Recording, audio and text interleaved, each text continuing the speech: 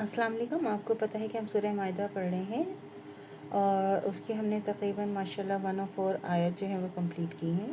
اس کو ہم آگے سے کنٹینیو کر رہے ہیں. بسم اللہ الرحمن الرحیم. مومنو تم اپنی فکر کرو، کوئی گمراہ تمہارا کچھ نہیں کر سکتا. جب تم سیدھے راستے پر ہو گئے تو تم اس کو اللہ ہی کی طرف جانا ہے، تو پھر وہ تم کو تمہارے سارے کام بتا دے گا جو تم نے دنیا میں کیے تھے. 105. مومنو شہادت یہ ہے کہ جب تم میں سے کوئی مرنے کے قریب ہو تو وصیت کے وقت تم میں سے 2 عادل مرد گواہ رہیں یا دوسرے 2 مرد غیر مذہب کے. اگر تم سفر میں ہو تو اس وقت موت کی مصیبت آ جائے، اگر تم کو ان گواہوں پر شبہ ہو تو ان کو نماز کے بعد روکو، پھر اللہ کی قسمیں کھائیں کہ ہم شہادت کا کوئی معاوضہ نہیں لیں گے، چاہے ہمارا کوئی رشتہ دار ہی نہ ہو، تو نہ ہم اللہ کی شہادت چھپائیں گے. اگر ہم ایسا کریں گے تو ہم گناہ گار ہوں گے. 106. پھر اگر معلوم ہو جائیں گے ان دونوں نے کوئی گناہ کیا ہے یعنی جھوٹ بولا ہے، تو دونوں آدمی ان میں جن کا حق انہوں نے مارنا چاہا تھا ان کی جگہ کھڑے ہوں جو میت سے رشتے میں قریب ترین ہوں. پھر وہ اللہ کی قسمیں کھائیں کہ ہماری شہادت ان کی شہادت سے بہت سچی ہے اور ہم نے کوئی زیادتی نہیں کی ہے. ہم نے ایسا کیا ہو تو ہم بے انصاف ہیں. 107. یہ بہت قریب ہے کہ اس کے کہ یہ لوگ صحیح شہادت دیں یا اس سے خوف کریں. ہماری قسمیں ان کی قسموں کے بعد رد کر دی جائیں گی، اور اللہ ہی سے ڈرا کرو، اس کے احکام کو غور سے سنو. اللہ ہی نافرمانوں کو ہدایت نہیں دیتا. 108.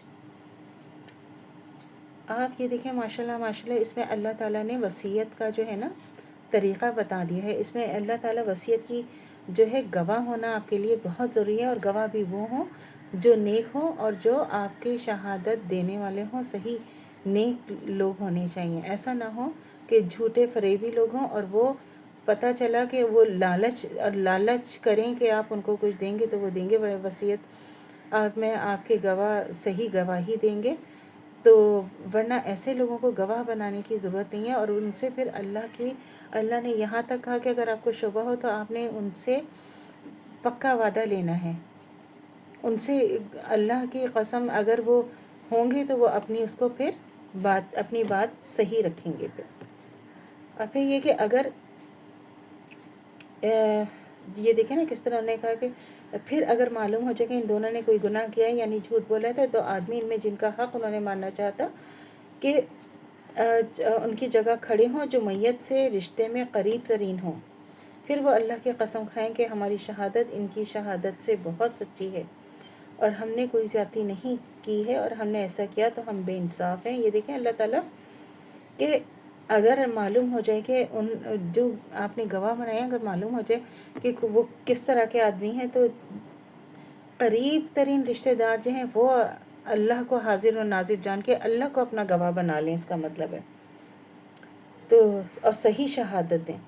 اور یہ ہے کہ اس کے بعد کیا کریں، یہ بہت قریب ہے کہ اس کے کہ یہ لوگ صحیح شہادت دیں یا اس خوف سے کریں کہ ہماری قسمیں ان کی قسموں کے بعد رد کر دی جائیں گے. اللہ ہی سے ڈرا کرو، اس کے احکام کو غور سے سنو. اللہ نافرمانوں کو ہدایت نہیں دیتا. 108. جس روز اللہ تعالیٰ نے اپنے رسولوں کو جمع کرے گا، فرمائے گا کہ بتاؤ تم کو کیا ملا تھا، تو وہ کہیں گے ہم کو کچھ خبر نہیں، بے شک تو پوشیدہ باتوں کو خوب جانتا ہے.